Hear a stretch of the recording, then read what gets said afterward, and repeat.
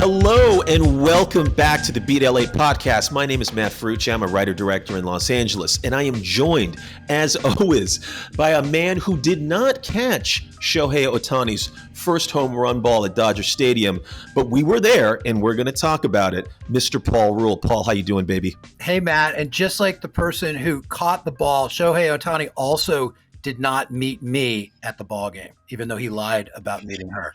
That's true. Paul and I went to the game on Wednesday night here in Los Angeles. You know that if you follow us on Instagram. We posted a few reels. I wore a Giants hat. He wore an A's hat. We sat in some great seats, second level behind home plate, and we witnessed the home run ball being hit. Paul, did you see today? Now, because I guess the Dodgers were real adamant about getting that ball from the fan, and the fan was like, hey, guys, you guys are being fucking assholes. They're now giving him an in-game fan experience on the field. Did you see that? I don't know what an in-game fan experience means, Matt. You tell me.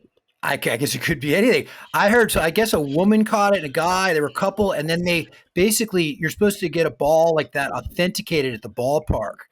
And then you could sell it for like $100,000 on eBay or whatever. And they wouldn't let her get it authenticated. And they basically forced her into taking like a couple of balls and a bat and a helmet. And then afterwards, Shohei was like, oh, yeah, I met her. And, and then apparently he never met her. Like, he's like, oh, I met the fan. So the Dodgers are being Dodgers. We were nice to him for one fucking week, and they're back being Dodgers. Yeah. So, hey, listen, just to recap quickly, last week we had arguably one of our most popular podcasts. We had Alex Soto from Pantone 294 in the Beat LA den. And it got quite contentious in a beautiful way with a lot of the videos we posted, Paul. There was a lot of Dodger fans coming for us. Then we had the Beat LA fans and the Giants fans defending us. It was quite a sight to see for our little podcast to sort of witness what was happening online. Paul, how did you feel about everything this past week? I felt great about it, man. It was a perfect way to start opening week. A week with lots of, bunting. I know we're going to talk bunting later with our opening day correspondent who's coming on, your friend, Steve, from high school. But I felt great about it. I thought it was a great way to start the season. It made me feel people are passionate about the 2024 season, just like we are passionate. So it's going to be a great year ahead. Yeah, I mean, Paul, it's got to feel weird being sort of like a personality of a podcast where your opinion might matter a little bit walking into this opening day to be sort of we a voice. We voice. also learned that when people troll us and that we just write back, thanks for listening. Thanks for listening. Shout out to Rebecca. Or watching. Yeah. Shout out to Rebecca, the Jedi mind trick master of our social media. As Oscar Wilde once said, the only thing worse than being talked about is not being talked about. I love it when you bring the quotes from that literature 407 class at Princeton. I was in the importance of being earnest in acting class once. Were you? Oh, yeah. That's it. I did an Oscar Wilde film with Al Pacino called Salome. It's become a drinking game. I know you did. It's become a drinking game every time I mention that. Dance, Salome. Dance for me. Can I tell you my quick Al Pacino story? I was at spring training with a guy. His name's Peter Gold, a filmmaker, very talented guy. And he plays tennis at this house that is owned by Al Pacino. Al Pacino's big house with a tennis court. And he lets people play because he doesn't play. But Al would come out there with his shirt off and read the newspaper while these guys are playing tennis. I love it. God bless Al Pacino, one of the kindest guys I ever met. When was the last time you read the newspaper with your shirt off, Matt? I'm going to start doing it on Sunday morning. I did it this morning. I did. I brought a lawn chair out there on 2nd Street, and I popped up, took my shirt off, and just waved at everybody that walked by. It was beautiful. Hey, the Giants, we're 3-5. We're going to get into talking about opening day, as Paul mentioned, with our opening day correspondent, Beat LA financial analyst Steve Grochol. Fucking wonderful, man. He's going to bring some Giants balance back to this pod as our guest this week.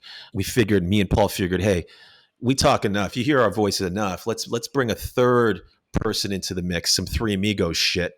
Well, you slime-eating dogs, you scum-sucking pigs, you sons of a motherless goat. It just flies out. I don't know how it happens, Paul. I'm doing this in my everyday life now where I'm talking with people everywhere and I'm making pop cultural references. Are you doing that a little bit too? Yeah, no, the other night I was out and then I said something. I said, cue the clip, Nick. And they're like, what the fuck are you talking about? Yeah. So My we're wife going to also talk a little literally, I'm bit. getting conversations with my wife, and she's like, "You sound like you're on the podcast right now." There's a figurative switch that we turn on and we become other people.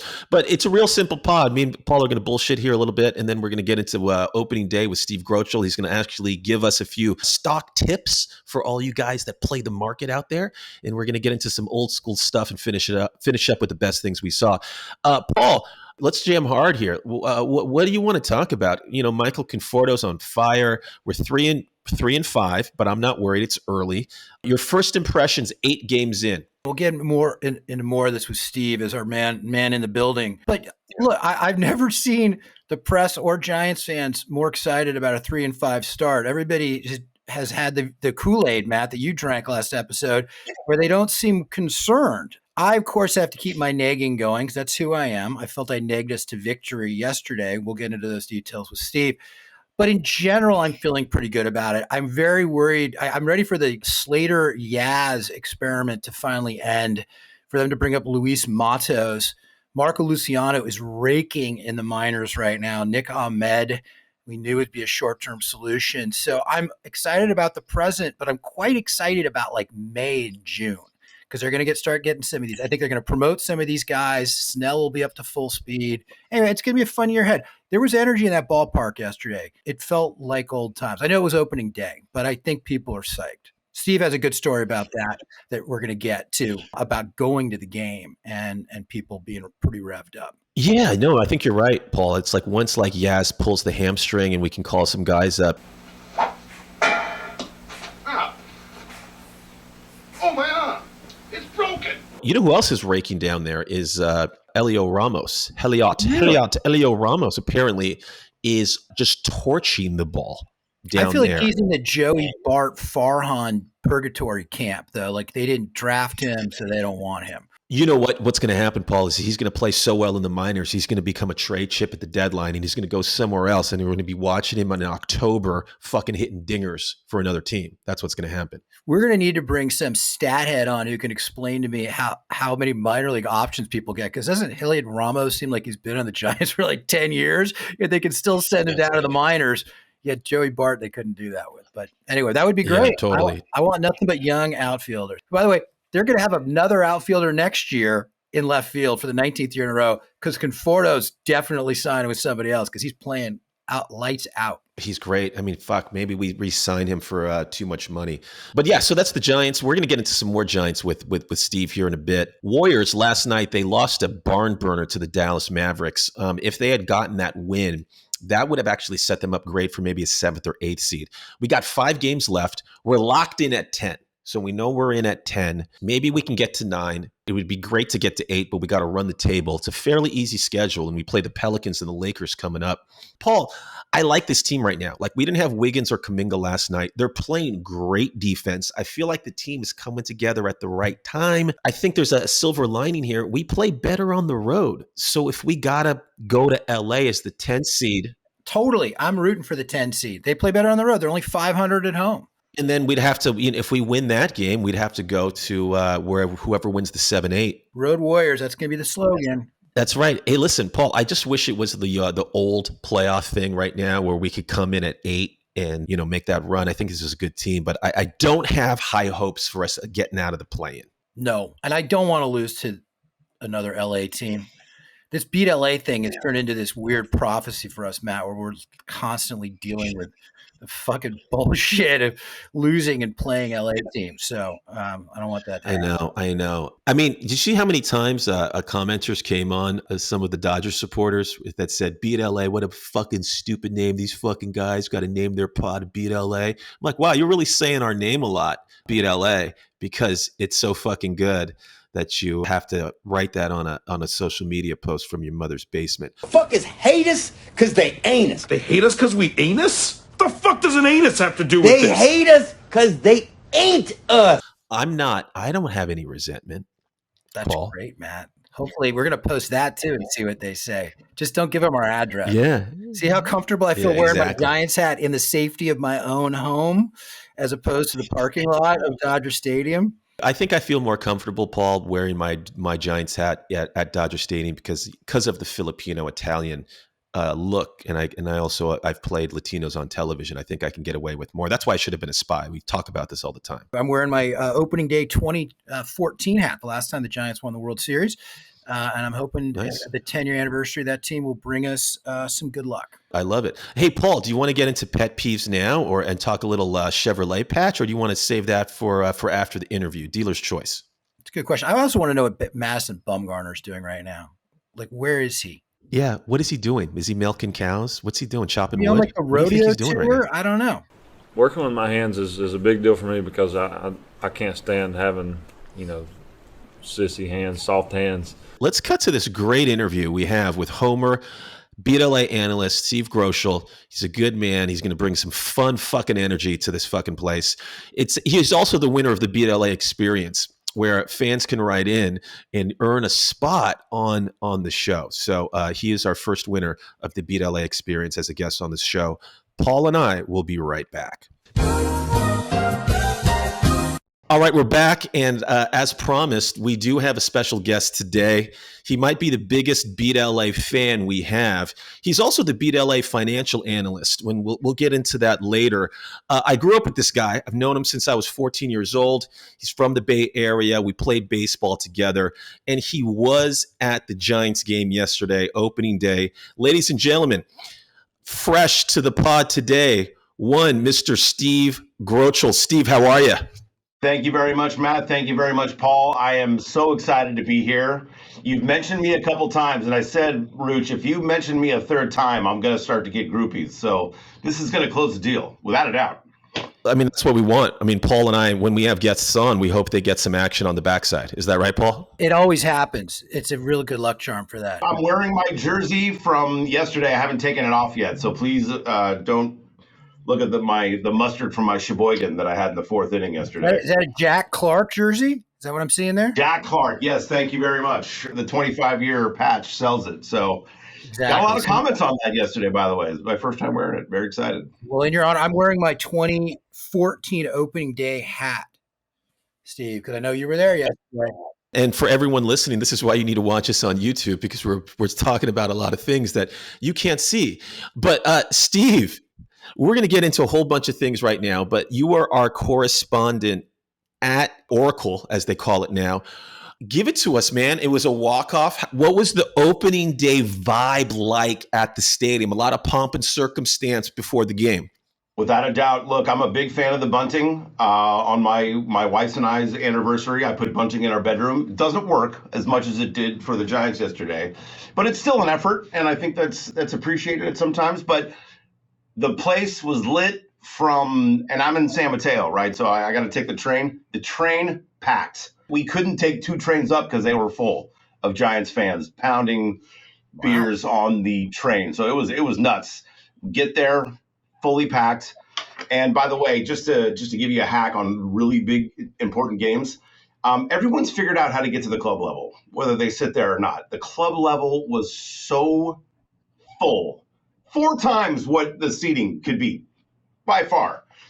Every bar was packed. There's no hack. There's no way to get around it. I mean, it was a zoo, but it was great. Yeah, Paul had some questions. Public House is gone. Did you notice that? It's just a different name. I think they call it the 58 Club, like when the Giants moved in here in 58. Yeah. Apparently, Aramark took over the catering, and there's been a bit of an uproar because I guess they do catering in like prisons and stuff. But the Giants are trying to save some money on the margins, man. They spent $400 million. They got to save some money somewhere. You know, I sent Rich a picture of an old vintage beer cup that says Beat LA on it. I can't believe I didn't bring it. But that cup is so old that I think that beer was $6.50. Listen, you know, you've been that one fan angling for merch, and me and Paul, we're still on it. We're going to get that merch down. Deebo Samuel and Fred Warner threw out the first pitches. Is this correct? Absolutely. Crowd, amazing. Everyone was like in there early. It was very good vibes. It was sunny. It was cold. But, you know, when you're in the bowl, you don't feel the wind. So, I mean, it was just play. It was just so pleasant. Look, we've all been to opening day of basketball game, you know, first game of the season for basketball or first game of the season for football. Opening day for baseball is poetic, right? To quote our favorite Bart Giamatti, the game begins in the spring when everything begins again, right? And that's how you feel when you roll into the park for the first time. Yeah. Listen, I mean, Steve's angling to get that new podcast called Burn It All Down, man. You were coming correct on this one. Did you take some of those greenies before you came on, the ones Keith Hernandez used to take in the locker room, those Mets before they played? Absolutely. No, I took the John Matuzak ones from the Raiders from the 70s. Those were a little bit rougher.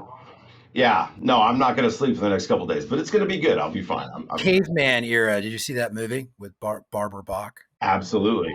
Quick question for about the Niners. Do you think it was a little bit pandering that the Giants felt that they had to bring in the more popular Bay Area team to launch off their season? And those pitches were pretty bad. And then Mitch Wisnowski had to punt it into the Cove, which I also thought he should have done from second base. It was too easy. Anyway, those are all my thoughts about the Niners. Tell me what you think. No, Steve. you know what? I think it's cool. I loved it when Alex Smith used to be talking after a game and wearing a Giants hat. I love all the teams rooting for each other. It's very cool. You know, I mean, like when I see Steph Curry rooting for Charlotte, I'm like, come on, man, let's go. Right.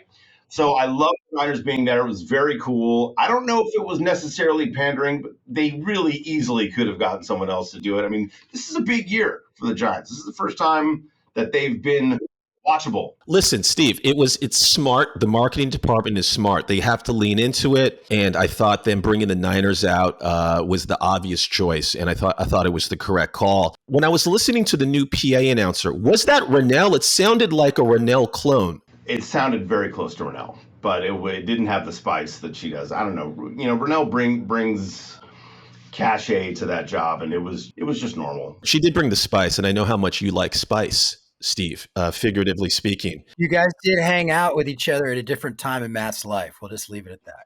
Oh boy! And you know what? And that past life also made its way into the present a couple times, but that's another podcast. The Ewing Court Chronicles. We could do that. Yeah. Paul and I went to the Giants game on Wednesday night. And at that game, Paul was just negging, and you know how we like to neg. He was negging the shit out of Thairo Estrada, throwing all sorts of Moneyball bean propeller stats at me about his OPS and a bad ball hitter, and he was just talking shit about him. We were talking about, do we need to find Ryan Theriot in the swamps of Louisiana and bring him back to the team? Now, he negged him hard. You texted me right before that at bat and said, here we fucking go. I just want to congratulate the two of you. There's no question here. But Thairo Estrada with the walk-off, the place was lit. Did you have a feeling? How was it to see it live? The coolest part about that play, about when that happened, is first of all, everyone just goes, ugh. Tyro's not been our guy, right? So this year so far, right? And I believe in him. And anyone who's been shot multiple times, that's my boy, right? The ball he hit was such a freaking laser. Like the TV did not do it justice. It was gorgeous. I mean, it was such a laser. I mean, there was no shot. No one's going to make it. Steve, while you were being positive, this is what I was texting my friends. Thairo and Yaz lost. They both need an off day, a day to watch from the bench. Then I said, no speed and three positions that can't hit. Shortstop, second, and right. And then I said, worrisome article early this week about Thairo. So I was negging like a maniac. So I think your positive vibes and my negative vibes created a combustible brew, as Matt and I like to say. I think this is like kismet. It's like you guys are like twin flames. When you bring the positive with the negative, I think you guys should go on a vacation together to like Santa Barbara. We turn the cocaine into a freebasing. Wait, what? Oh boy. Holy shit. Because I remember the first time I did freebase, I burnt my bed up. We did find out was that Steve got a little hard, a little chubber from that Thairo Estrada hit. It was a nice little Viagra 25 milligram, which we're angling for a sponsor. Listen, you're an ex-catcher. We used to play baseball together. Another neg that Paul has been negging hard, just giving it to him is one Patrick Bailey. Now, as an ex-catcher, how you feeling about Patrick's progress so far? You know, we were texting while you were at the game the other night, and I was playing softball because I'm a 50-year-old man trying to chase the dream. And I just texted Matt. I was like, someone's got to wake up Bailey. And he's like, he hit a home run tonight and he's got a base hit. So I was just assuming that Bailey was going to, not come through with the bat. But look, at the end of the day, he handles the pitching staff beautifully. He blocks. Look. there's a few things that I love to see put me and Kruko together, but we love when the pitchers can trust a guy who's going to block everything, like me and Cliff Calero back in 1992, Matt. Yeah, no, I get it. How about that, Paul? He likes a catcher that can block pitches. Bart couldn't do that. So I hate to rain on this parade too. So yesterday I was texting my friends about how Bailey has more pass balls than anybody in the league, and then I Googled it, and he led the league in pass balls last year. I thought I was just being negative, but I actually was being observant. But yes, he blocks. He misses the easy ones, pass balls, and then he blocks the hard ones. But he drives me a little bit crazy. Anyway, but I'm going to be more positive, Steve. Come on the pod occasionally. And it is opening day, right? We're supposed to feel good about things. And I do. The Giants, I read that 16% of their walk-off wins in the history of San Francisco have been on opening day or some crazy stat. It's much higher than normal. They love the bunting too. And 5 of the last 7 times they walked off on opening day, they went to the playoffs. So it could be a good omen.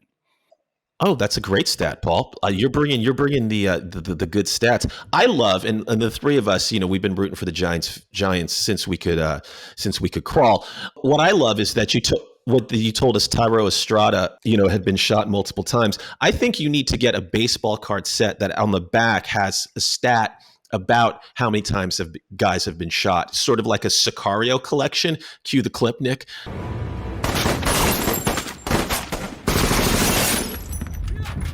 What are we doing? Hey, quickly, I was bearing the lead here. Paul and I had a Dodger fan on last week, and we kind of really needed to balance it out. Not only a Dodger fan, but a diehard Dodger fan, Alex Soto. How did you feel about listening to the pod? Were you like, what the fuck? These guys are doing 30 minutes with the fucking Dodger head? How did it feel? And I get asked the week after, what the fuck, man? Like, seriously. And not only that, I think you should go back into Spotify or wherever you watch your, this podcast and say, beat LA, kind of. Kind of. You okay? Look, I'll say this about Alex. He was awesome. He kept his edge. He did not give in to the Giants. You guys did a good job. And he loves the rivalry, which is cool. Paul, you saw this in the beginning. You said that indifference thing, it's a load of shit, right? And we know it is, right? The opposite of love is not hate. It's indifference. That was deep. This reminds me of a wonderful quote from the show Mad Men. And I'll set you up here, Rouge. When there's an underling meeting Don Draper in the elevator, and he goes, I feel sorry for you. And Don Draper just goes, I don't even think about you. I feel bad for you. I don't think about you at all. I believe it when Don Draper said it. I didn't believe it when Alex said it. I appreciate the kudos there because I felt like we got rolled. Did you feel? I feel like I rolled over a little bit and let him. You don't think so? Okay, we kept our street cred. Rouge, I believe in you, man. I mean, look, it's tough. We live in such a divided society. Have a Dodger fan on, that's fine. But you know what? He says he doesn't care about the Giants. I guarantee you, 2010 to 2014 were tough years for that guy. The one place, Steve, I hope you don't hold this against me. I said that I would have defended the Giants if they had gotten the title in 2020, that I would have been okay with an asterisk. I actually thought about that. That's not true. And you know why it's not true? Because we won it 3 times in the same decade. We didn't need it in 2020. So that was me being maybe too nice to our house guest. But you know what? We have to be nice to our guests on one level. So I it's okay, Paul. I forgive you. I think you bring the edge. You bring the edge that we need. It's like good cop, bad cop. I saw how aggressive you were being, and I thought, wow, I got to go even bigger than that since we're doing bad cop, bad cop. What? No, I said good cop, bad cop. I'm such a wimp. I wouldn't wear a Giants hat to Dodger Stadium on Wednesday night. So Matt did. Matt's definitely pussy. 60-game season and Kershaw can pitch in the playoffs? Put 2 and 2 together. Yeah. There it is. Yeah, I love lays it out. So on Wednesday, the one highlight of the game that Paul and I were at was we saw George Soler, whatever you want to call him, hit a 452-foot dong. And Paul turned to me and said, Joe Boo, baby. I said, fuck you, Joe Boo. I do it myself. It was quite majestic. Steve, how did you feel about that? How do you feel about Soler? I mean, he's got some Jobu vibes, right? You know, they're going to say he's pressing, he's on a new team. It's the first few weeks. You know, he's trying to, hit rockets. You know, as long as he's not Giancarlo Stanton, I'll be happy with this guy, right? I mean, he does bring thunder. He does bring a little spice. I mean, it's a money move that the Giants have made. So I'm all for it. He'll come around. He'll come around. I think he's gripping because he's finally in a place that like believes in renewable energy, and he wants to get a solar sponsorship. Oh boy, rim shot. Holy shit. I love it. I love it when you go you wrote that one down? That was a good one. Notice, by the way, Steve, did you notice he has the crucifix right earring thing going on? And who was the last guy in the Giants who had a crucifix right earring? That was Barry Bonds, ladies and gentlemen. You know, Steve, pan quickly to your right. I want to show Paul. He's got, for all the listeners watching on YouTube, in his office there, he's got a picture of Barry Bonds at ASU with a huge dip in his mouth. And Steve stole that picture from a restaurant. If you're ever out with Steve Grochol, he will steal pictures and put them in his pocket, put them in his jacket. And I think it's a great trait to have. Yeah, Paul, some of my claim to fame is I bartended in Scottsdale in the late 90s and at a bar called TGI Fridays, which is right around the corner from Scottsdale Stadium. So we had a lot of run-ins with our good friends Ellis Burks and Barry Bonds. And but the number one, without a doubt, Charlie Hayes. Can you now? So for our listeners, Steve, or he went to the Yankees. Steve went to ASU. He's a proud Sun Devil, and he bartended in the late '90s, maybe into the early 2000 a little bit. And he served a lot of these major leaguers during spring training, and saw a lot of fucking crazy shit. Can we tell the Charlie story here? Charlie Hayes and Ellis Burks bring in 6 underage girls. I mean, they're it is not. I mean, they're not 21, right? I know this make me. Well, they're underage and I get your point. Okay, it's semantics. Okay, yeah. So they were over 18, under 21. We think. Yeah, no, sorry, yeah, no. So Charlie Hayes and Ellis Burke walk in with a bunch of girls that are definitely not 21. Charlie Hayes goes, "I need 5 strawberry daiquiris and 2 Hennessy's." I'm like, okay, well, we know who these drinks are for, right? So we let him have one round, and we're like, man, dude. And he's like, another round. I'm like, dude, Charlie, we got to check their IDs. And he looks at me with a sadness in his eyes, and he goes, "Why you got to be carding my hose?" Oh, that's it. Just let it sit. Let it sit. Just let everything sit. Don't say anything. Paul, why you got to be carding my hose? Didn't I tell you? Phone and my limousine is busted and I can't get in contact with my bitches. Yeah, the phone in the limo is busted. What are you, ignorant? Steve, why isn't that the name of your podcast? Hey, there's a lot of opportunity out there, so I think that's definitely a good one. I can't pull off. That should be the slogan for the Giants this year, as opposed to nothing like it, which they ran back. I don't understand why they ran back the same slogan as last year. Paul, Steve was at the 2002 World Series, and not to bring up some really nightmarish memories. I was at Game 2, but I know you were at. You were at Game 2. You were at what? Games 4, 5. You were at games 4, 5, and 6. 4, 5, and 6. You were at 3, 4, 5, and 6, and after we lost in Game 6, you decided not to stay for Game 7 because you knew. Shout out to our good friend Chuck Eggert, who believed, and he's the one who talked me into going to Game 6 in the first place. But he's like, Game 7, let's go, and I'm like, that is a dead man walking game if I've ever seen one in my entire life. Dead man walking, dead man walking, dead man walking here. Me and 3 other guys, we left the parking lot of Anaheim. We had champagne in the car, ready to roll, right? Yeah. And by the way, there were Dodger fans talking shit to us. I was like, that's why I hate the Dodgers, because they just wanted the Giants not to win. Sure, so again, sure. But we drove all the way home to San Jose, and the guy driving, he's like, man, I'm getting real tired. I'm like, good. Drive us off the road, and so we can all die, please. Now, let's do it. You know what, Paul, and this is, I should be shamed for this. The Game 6, when we were up before they made the pitching change, or when he made the pitching change from Russ Ortiz, I called my dad. He was still alive then. And I called him and I said, Dad, we did it. we're going to win the World Series. So it's your fault. It's your fault. And look, I remember Mike. Mike's solid. Mike wasn't taking any of that. No way you got away with that with him. Man, yeah. So, I guess that's not the best Giants stories that we have. But Paul, any more questions that you got for Steve-O here? Our BLA financial analyst. I guess I'd like a good Matt story. Oh boy. Thank you so much. Okay, so first of all, Matt and I played baseball at SI for 4 years. We won a state championship in the summer. And one of the cool things about our team, which is really weird, was our middle infield was two guys that were both half Filipino, half Italian. Yeah. Who has that? Then we had an Yeah. Italian, our good buddy Jack D'Angelo out in center, me behind the plate.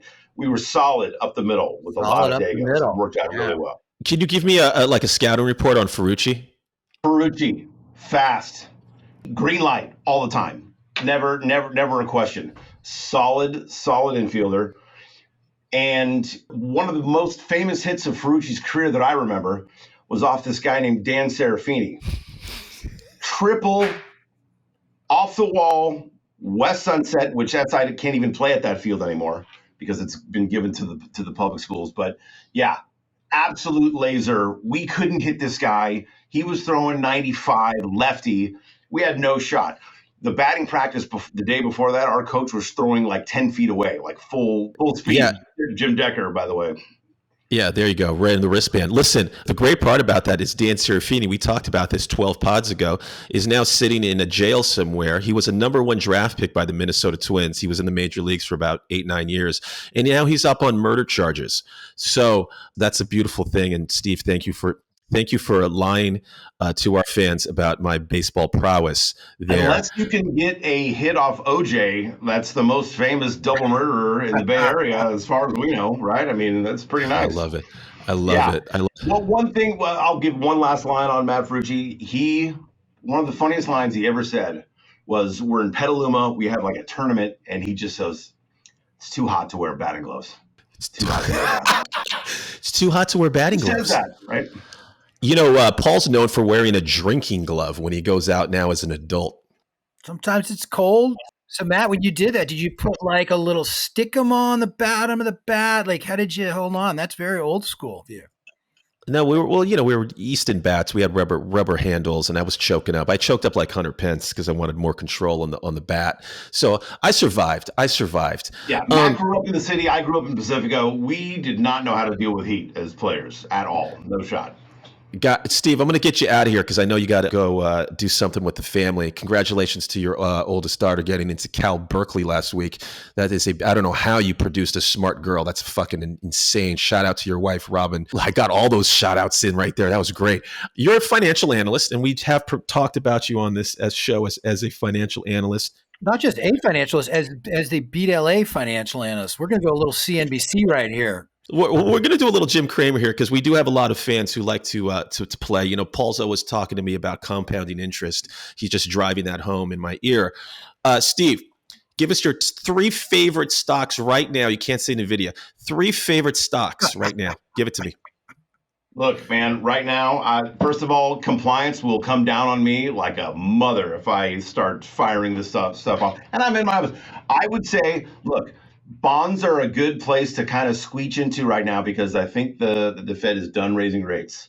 So that's a possibility. Money markets are so killer right now. I mean, like 5.25, 5.4. I know it's not sexy, but I'm an insurance guy at heart. Right. You got a third one. Give me a third one. Give me something. Give me a third one. Short Truth Social. That's what I say. That's a good one. I have one shout out that I want to give though, Matt. Is it okay? Go for it, Steve. My shout out is to one of the greatest moms of all time. And we love her. We know her. Frankly, in my opinion, she still has her fastball. Lori. Thank you. She was a great mom to you. She was a great mom to me. I mean, I might go over there just to get fed. I mean, she's the jam. She is one of those special ladies that we love so much. And Paul, I know you know her as well. So, I mean, she's just fantastic. So, and the good luck. Appreciate that, Steve. Matt told you the story about the Magic Quarter that won us the 2012 World Series. I'll tell you that later, Steve, over a cocktail, over a pina colada. I'll tell you about that. Maybe a strawberry daiquiri and some Hennessy. Yeah, no, you mix them together, and it's actually not a bad thing. Steve, Paul, is a big fan of the best things we saw. He's a guy that takes it to heart.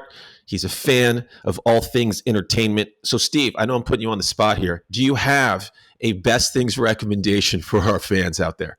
I got 2 light ones, but 3 Bodies on Netflix. 3 Body Problem. Yeah, 3 Body Problem. It's weird. You got to kind of dig in a little bit, but I mean, it does get good. It's interesting. I like crazy stuff. And shout out to my friends. I'm going to La Jolla next week, and I always see these guys in one movie we always watch. We've known each other for a really long time. We always watch Top Secret. Top Secret. Ooh, we should clip some stuff from Top Secret, Paul. We never had a chance. It was a slaughter. We must put a stop to these afternoon football games. Hey, I just want to say on the record, I watched the first episode of 3 Body Problem, and I thought it was fucking horseshit because it looked like a glossy TV show on ABC. So, hey, we can't always agree. Well, Steve, thanks for coming on a Saturday and bringing some Giants energy to balance out our last guest. You're a diehard. You're a good friend of the pod. And thank you for giving us the shout outs that you do and the stock tips. Next time, I want you to say fuck compliance and bring me some fucking winners. Tell me to get into bonds and money markets. But you're a good friend. Thank you for coming on the Beat LA pod. I love this podcast so much. I love it when it rolls out, and I love listening to you guys. And I love hearing Ferrucci's voice, and it feels like we're talking to each other. All right, sweet nothings. All right, we're going to be right back with the best things that me and Paul saw. We're back. That was a great interview with Steve Grochol. God, I mean, come on, folks. Do you want to have a drink with that fucking guy? I think you do, right, Paul? I got a contact high through the computer screen. It was beautiful. And hey, do you want that guy managing your portfolio? Guess what? You do. You do. I think you do. He would have been great in the 80s at like in a Wall Street type firm. What's in it for moi? More money than you ever dreamed of. Right. Great comp, Paul, because, Steve really is the Bud Fox of present day. And also, if he was a stockbroker in the 80s, he would have died. And he'll tell you that as much. Paul and I were talking earlier. Paul had posed a great question to me as the producer of this pod. Have we talked enough Golden State Warriors? And I think we need to hit a couple of more spots here, sort of an overall big picture thing. Paul, give me a little bit more of the Warrior take here after this whole season. What's going through your head? Well, it's interesting. I just feel like that this team has not. I mean, they're not very good. They've been quite watchable since the All-Star break, and I don't feel like that that people are talking about them much or being very excited about them. Draymond's been kind of a revelation on defense. These last few games when Kuminga couldn't play, they paired him up with Trace Jackson Davis, whatever the hell his 3 names are. TJD. They've looked like a real basketball team with like a center and stuff. Like, I think they were great against Houston the other night. So I don't know. I want to get a little bit revved up for what is left. If these last 5 games, game against the Lakers coming up, I'm excited about. And I do think, I know I was being a little negative there. I'm feeling okay about the play-in. I think they're going to get through to play the 1 seed and then they'll be done. But, and then next year, I think they might be pretty good because these young guys are going to get another year, and we'll probably next year is the convergence. It's basically right before the old guys get too old, and as the young guys are ascending. So I'm not down on the Warriors. I think we should try to pump them up a little bit before the season's over. No, I agree with you, Paul. I mean, the TJD at center. What a revelation. I mean, the guy should have been a number 1 draft pick, or at least in the first round. He's been great. Podziemski's played great. Kuminga's turned the corner. And I think you're right. I think next year we're going to really be good. I really love how this team is playing right now. It's very exciting. Chris Paul's been great. And listen, Clay's been playing really well. The big question about the convergence, Paul, is will Clay be there next year? I think he'll take less money to stay there. I think he wants to finish the run. I also think it's an interesting thing to think about how Bob Myers tried to build the team towards the end. He kept picking these really young, whether it's Wiseman or Kuminga's coming to, but these guys that stayed in college for 4 years have paid off immediately. And Dunleavy did a different thing when he came in. He brought pods. He got and those 2 guys have contributed in ways the young guys took forever and then also didn't even end up developing. So maybe when you have the big three, you have to reload with guys who are ready to play. I hear that, Paul, and you're absolutely correct about Pods and TJD, but it's great how Kuminga and Moody have developed. I mean, Kuminga is playing lights out. It just took a little longer than usual. I guess, we're impatient as Warrior fans. Right. His ceiling's probably higher, too. I think next year, Paul, a team, because Clay's been playing so well of late, and if he continues that, a team like Orlando or the Knicks or somebody's going to come in with a ridiculous offer. If it's a city that he likes, I think he might bounce. Maybe the Lakers. Hey, he likes to surf. He maybe wants to come back to hang out with his dad, Michael. Yeah, no, I hear you. Pet peeves, Paul. And this pet peeves segment, the Tony Campaglia pet peeve segment, is brought to you by PetProSupplyCo.com. Go to Pet Pro Supply Co. for all your pet needs, from dog cages to cat toys to raccoon pelts to whatever the fuck you need for your pets. Pet Pro Supply Co. has it for you. They're a big sponsor of the pod. Use code BEATLA for 10% off. You see how quickly I banged through that now, Paul? You're getting good, man. You're turning like Ed McMahon. Pet peeves. I got one for you. I was watching ESPN Game of the Week, or when they do games on Tuesday, Sunday night. They got those random games. I fucking hate that there's so much analytics in the scorecard and in the score that's running consistently on ESPN games. They were running this fucking thing every other inning, win probability tracker during the game. And it drove me fucking mad. Who gives a fuck? It's a game. They go back and forth. I don't need to know that it's 74%. Now it's 64%. It's too much. It's too much. We know. I hate the fucking thing where they tell you about the launch angle and all the other stuff. I know. I get it. But it's like, can we just watch the fucking game? But the win probability tracker has really thrown me over the edge, Paul, and it pisses me off. You know where they don't have that? On the radio, Matt. Maybe it's time for you to go analog, baby. I listen to a lot of shit on the radio. Right. I got it on my Sirius XM app. You can listen to all the fucking games, Giants, Warriors, Tim Roy. I like Tim Roy a lot. He's great. Anyway, so maybe just go analog, baby. Maybe I will. Maybe I will, Paul. Read the newspaper with your shirt off and listen to your transistor radio and smoke a Parliament Light and, maybe have a Milwaukee's Best and just living the dream. Yeah, I love how you did that Sirius XM spot there too. I know you were angling for a sponsor there. By the way, BLA is looking for a sponsor, and we have sponsorship opportunities. If you would like to sponsor the BLA podcast, please email us, and we'll pump you up.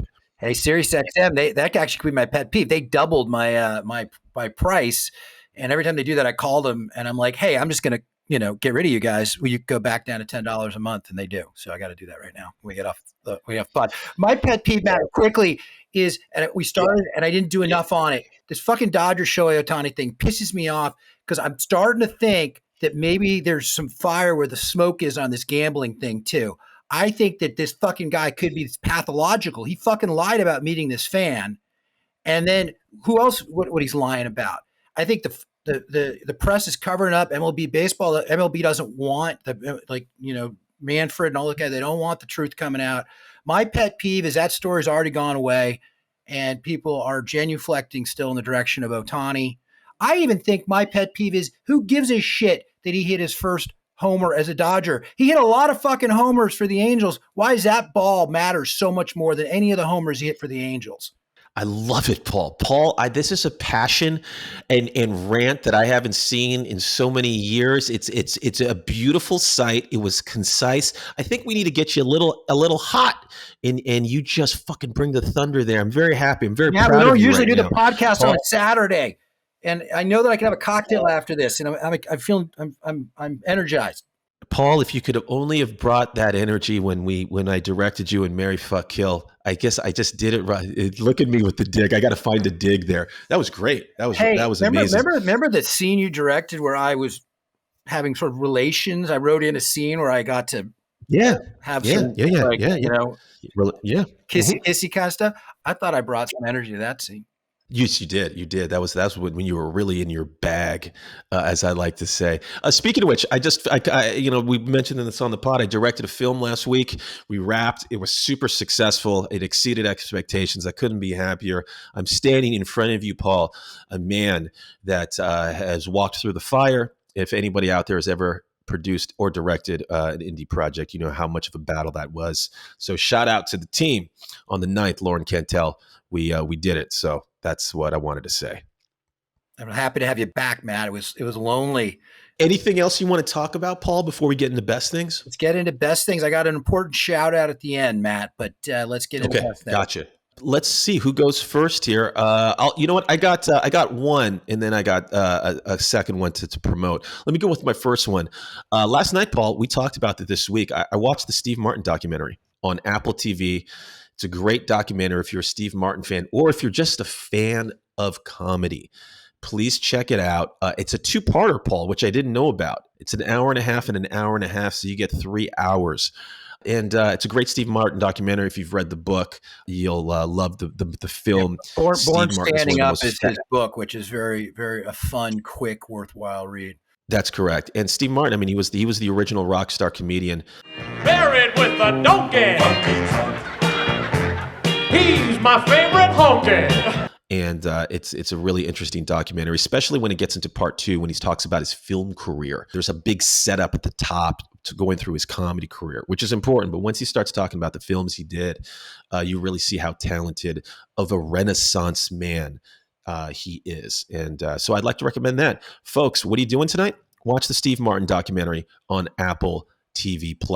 Paul, how about you? What are you recommending this week? So we're both recommending 2 things, right? Okay, so I don't know if I'm recommending the show. I'll tell you what I'm watching. Okay. I'm watching The New Look, also on Apple Plus, which is basically about Christian Dior and Coco Chanel and what happened in fashion post-World War II and kind of how it helped bring the world back out of the tragic time.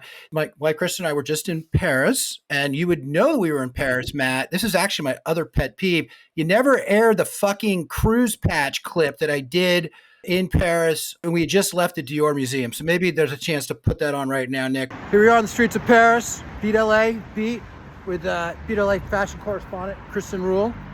Anyway, we went to the Dior Museum. We're like, and they were showing this thing, and they're like, oh, there's this new show. So we came home and watched the show. The first 4 episodes are completely unwatchable. We stayed with it, and we just watched episodes 5 and 6, which were excellent. So if you want to watch a show where you hate the first 4 episodes, but you kind of like the subject matter, you'll be rewarded. And in general, I would give the show a kind of a half thumbs up, like a side thumb. A side thumb, sort of like Joaquin Phoenix in Gladiator when he puts his thumb out. It's like you're hitchhiking, kind of. If you're hitchhiking, you're kind of like, that's the angle. Anyway, The New Look on Apple Plus. If you're into fashion and into incredibly bad French accents, the French accents are so bad. John Malkovich wears this incredible toupee, and he actually lives in Paris and speaks French, and he has the world's worst French accent. Throwing shots at our boy John Malkovich. That's crazy. Listen, I love how you did a retraction, but you did it in present time. You recommended it and then said it stinks, but then it gets better. I usually do that over 2 pods. And by the way, that's a good reminder. I have to make a retraction. Last week, I recommended The Museum by Yorgos Lanthimos. He did not do The Museum. That was a different director. In fact, the movie I was thinking about was The Square, and Yorgos didn't direct that either. But hey, a recommendation. You want to see something? Go see the fucking movie The Square. You'll fucking love it. And Paul, I'll talk to you offline about why I didn't post that fucking the thing in Paris. Fucking taking shots. I love it. All right. Yeah. Matt and I are starting to be some internal strife. Bands don't stay together forever, Matt. Well, hopefully we will, though. Yeah. We're fine. We're good. Best things I didn't see, but I just want to recommend. There's 2 shows right now. You're like, what do I watch this week? If you don't want to watch the Steve Martin doc or The Look, the Dior thing, Sugar. It's a new detective drama on Apple with Look at Apple. We Colin should pay Farrell. by fucking Apple. Jesus. I know, right? It looks great. Great trailer. It's a detective drama in the vein of True Detective. It's probably better than True Detective, at least the last iteration in Night Country. You watch the trailer like, fuck, this feels like old Hollywood. Colin Farrell, on the beat trying to figure out who killed who. It looks delicious. It looks edgy. The other thing I'll recommend, I'm kind of curious. There's a new Ripley show on Netflix based off of Tom Ripley from the movie The Talented Mr. Ripley, and it goes deeper into the Ripley character, which I think is kind of fascinating. I want to check that out, Paul. So those are the other two shows I'd recommend. God, we were supposed to say we're going to watch Shogun, which we haven't yet. So the last thing I'll say, and this is sort of weird, but I was prepping for the pod last night, and somehow on my YouTube feed, I guess I must have watched, like, I love Norm Macdonald, and I actually grew up on all these comics you're talking about. I had an 8-track tape of Steve Martin singing King Tut. I have Woody Allen, Richard Pryor, George Carlin all on vinyl.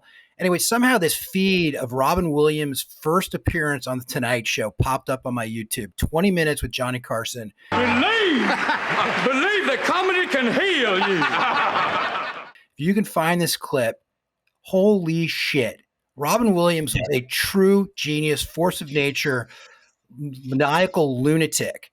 And also you could see the inner workings of his brain and his psychology. He couldn't speak as himself, as Robin Williams. His insecurities were so strong. Anyway, I could not stop watching it. If we forgot who Robin Williams was and what a true genius he was. Steve Martin was a comedy genius, and so was Robin Williams. And a Bay Area guy, by the way. If you ever drive your way to Sausalito, you go right through the Robin Williams tunnel. So anyway, a little shout out to Robin Williams, and we will not see his like again, I don't think, either. I love it, Paul. That's a great clip. And hey, folks, there's a great Robin Williams documentary on HBO. It came out about 4 years ago. It is fascinating. It's really well done. And if you're not crying at the end of the Robin Williams doc on HBO, then you're not a human person. And a big Giants fan, Robin Williams was. Yeah, exactly. I love it. This was a fun pod. I love doing it, on the weekend. We're back in our Riverside, even though I think we're starting to love being in studio. Oh, yeah. Paul. And we'll try to make that happen on the next pod. We got a bunch of great guests coming up in the next month or so. So stay tuned for that. We're going to get out of here on a few shout outs. Paul, you got a shout out for me? So again, we want to thank our guest this week, Steve, our guest last week, Alex Soto. But the most important shout out that I could have ever on a podcast is to my dear mother, Sonia Rule. Today is her birthday. And I'm sorry, Mom, I'm not with you today, but thinking of you. Happy birthday. We celebrated together a couple of weeks ago, but happy birthday to Sonia Rule. It's great, Paul. Mama Rule. Happy birthday to you. Yes. From Matt Ferrucci as well. I won't say what number it is, We lie about our ages down here. Yeah, that's true. That's true. But the whole Beat LA family, and it's quite large, wishes your mother a very happy birthday. That's it, Paul. It's great to see your face. I know you're only a 10-minute drive away from me right now, but maybe hey, you want to get a drink after this? Where are you going? We'll talk offline. We'll talk. All right. We'll talk offline. All right, folks. Until next week or two, Paul. Beat LA. Beat LA.